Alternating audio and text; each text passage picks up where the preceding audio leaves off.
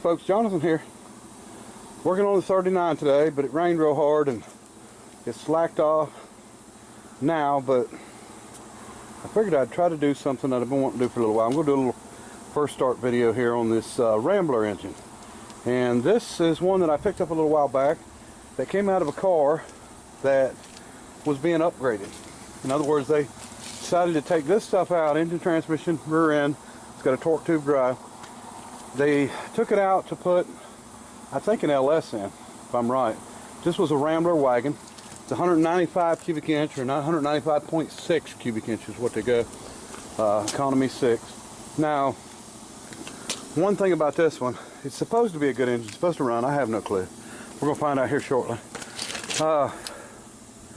One thing I was thinking about doing, and I may do, I have a Graham Page supercharger that is actually made for an old 6-cylinder engine, 1930s. Driven off the front of the engine and would run back, and it'd be mounted probably on this side. We can mount on either side, wouldn't matter. But the carburetor mounts on top of it, and then it has a pipe that comes over that goes down into the intake, and it's made for a 1-barrel setup. I don't know how it would do on this one. We could try it. It's got a 6-to-1 gear ratio. I doubt, maybe, 2 or 3 psi boost or something like that, but something to do. Need something to put it on, and this would be a good engine for that, I think. And our exhaust. As you can see, the exhaust cylinders on this particular engine are Siamese. And when I say Siamese, the 5 and 6 come out here, 3 and 4, 1 and 2. They're brought together. It's not the most efficient thing in the world, but you see it on V8s. If there's a V8 and it's got 3 pipes instead of 4, that means the center cylinders are Siamese. But it is what it is. You're only going to get so much performance out of this many cubes anyway. So intake, it bolts directly to the head, this plate. So if somebody wanted to do something, with one of these engines, maybe make a new plate to put 2 carburetors, 3 carburetors, whatever. There's a lot you could do with it. Anyway, what we're going to do, I've got a battery here. I've just stuck on it, and I'll let you hear it turn over.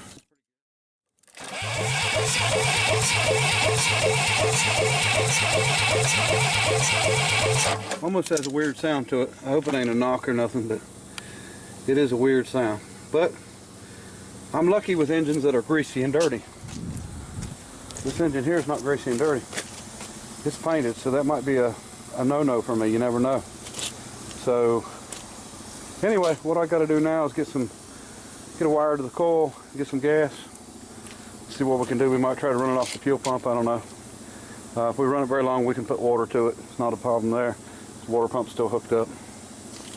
So it sounds like it's got a, well, it may be a noise, may not be a noise. You can be fooled sometimes by stuff like that. So I don't know. I hear it, but let's start it and see what happens, and then we'll know. All right. Okay, folks. Get the fuel line hooked up. See what we can do. Okay, folks. We tried to get fuel to it. That pump is not pumping. I even primed it and still can't get it to pump.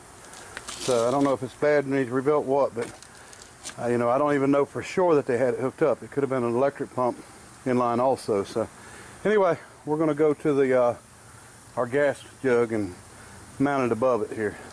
Sprinkling a little bit. We're trying to fight off some rain here. We're going to see what happens. Okay, so we got our fuel can up on a light stand, and looks like we've got some gas in the carburetor, and it's not flooding. So I think I can get I don't know if I'm going to have to clean the points or not, but let me go ahead and get a wire from the coil, and it might be ready to start. I don't know. Alright. Just wire it up and see if it fires.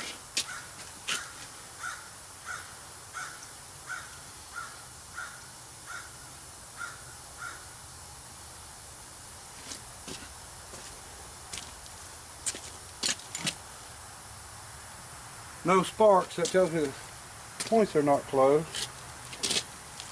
If it's work, if I don't have to clean them.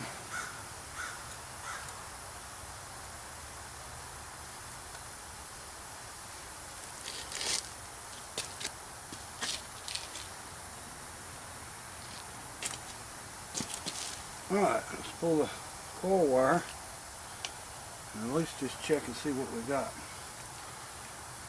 If we get it to turn over, I'm having some solenoid problems with it also.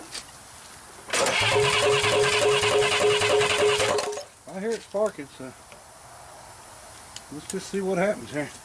I don't think it'll fall over anyway. Let's see, the choke's on.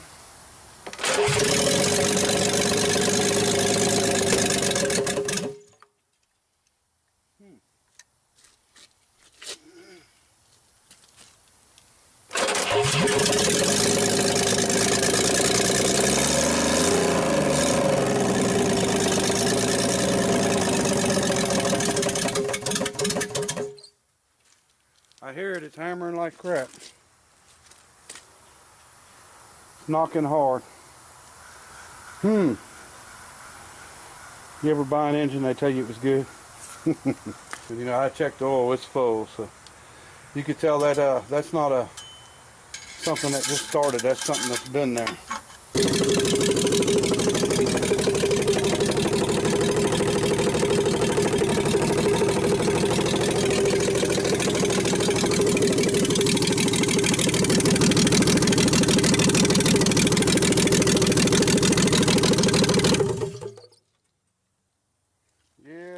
That. Well, I guess some first starts are unsuccessful, but now we know why they took this engine out. My only question is why did the restoration shop that I bought it from tell me that it ran good and there wasn't anything wrong with it?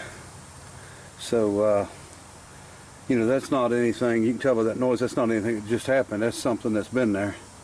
You know, the oil's fine in it. So, I mean, the oil even looked clean, of course, but anyway, sometimes you're just, people lie to you, but I think I'm going to, or maybe they didn't know and just assumed, you know, that's not a good way to do business either. But so what we're going to do now, it's got some vacuum leaks, I'm going to plug them off, and I don't know how well you can hear the rod knock.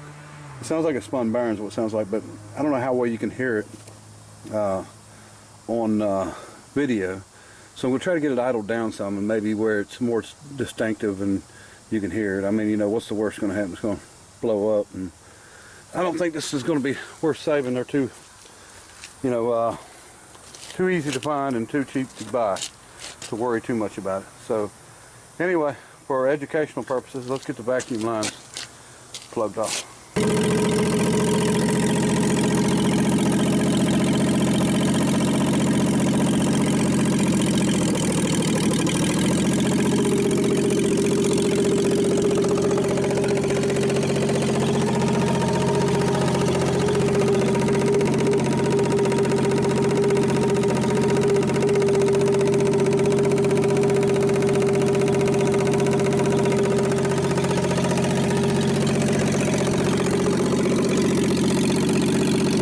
Well, folks, there's definitely nothing that we can do with this one. Like I said, it's just not feasible to take the crank out, and you know, it's probably bad enough. Turning it's not going to help it, and you know, building it up, turning it back down, or buying a crank, reconditioning a rod, putting all new bearings and rings and stuff in, it's just not going to be feasible for this engine. So unfortunately, it's going to be a parts engine, but it's a shame because I did have plans for the engine, transmission, the entire rear end. Now, the place that sold me this, I probably won't even call them and argue with them. I just won't deal with them anymore. That's the way I usually do it. And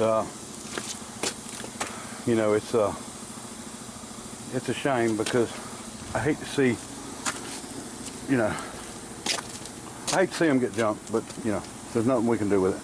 So anyway, if anybody needs any parts off of it, let me know. Head's good, you know, carburetor's probably all right. Maybe the starter, solenoid wasn't acting right, but that's a GM solenoid, not a problem. But anyway, we will have the starter tomorrow for the Cadillac engine. I don't know if I'll get a time to do a first start on it or not. I actually picked up another engine here. I'll show you real quick. Okay, so we've been fighting the rain, but anyway, E400. It's actually a 352 out of a Ford that was in an Edsel, but it ran good. Got it and some other parts for it, so we're gonna be doing something with it sometime too. But the Cadillac engine under here is gonna be the next first start.